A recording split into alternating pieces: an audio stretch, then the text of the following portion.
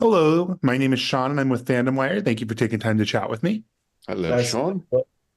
Perfect. So, for my first question, I do want to say the two of you give what I would consider some of the most physical performances in Those About to Die.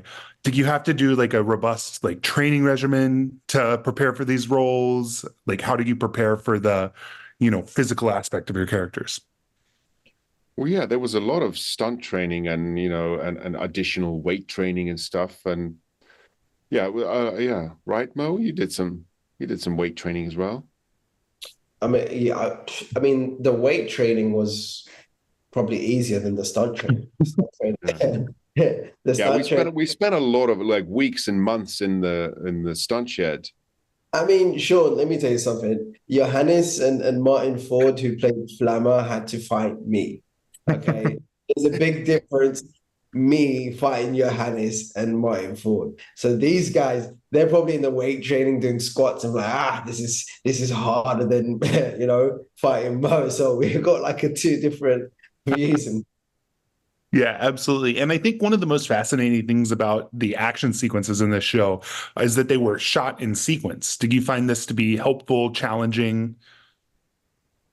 I mean, shooting in sequence is always helpful. It's always great when you can do that, and especially with action stuff. And I mean, yeah, I mean, it helps with everything because an action sequence, as it goes along, people get cuts and bruises, and there's blood. And for makeup and costumes, it's better when you can actually do it in sequence. Yeah, do you have anything to add? I've actually still, I don't know if you can see this. This is still, do you still have this, by the way, Johannes? What?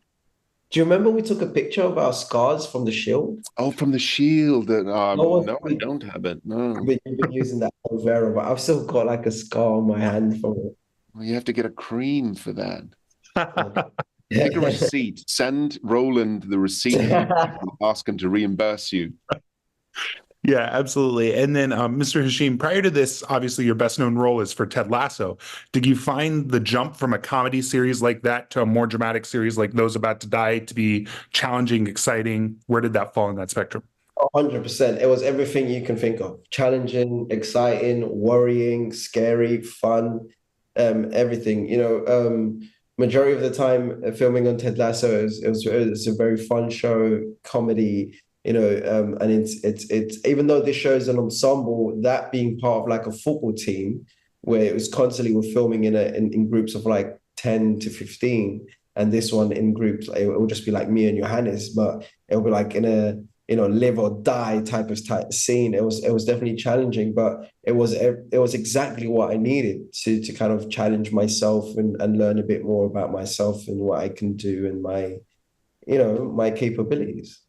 Yeah, absolutely. And so I only have one more question, and that's that, of course, while the two of you are playing hardened gladiators, there's a vulnerability to your performances. And I think a lot of that is because of the friendship that your two characters share and the dynamic that you built.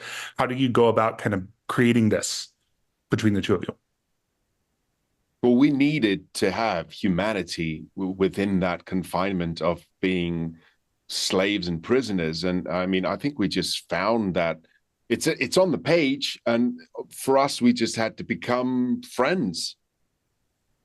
Yeah, And I think absolutely. I think for me it was probably more difficult on Johannes Vigo's side, only I because thought you were Kwame. going to say it was difficult to become friends with me. No, no, Like, what the hell, Mo? no, as in a way because Kwame kind of accepts the fact that he's gonna die, accepts the fact that he probably won't make it and stuff like that. But Vigo kind of wants him to live more than Kwame actually wants himself to live.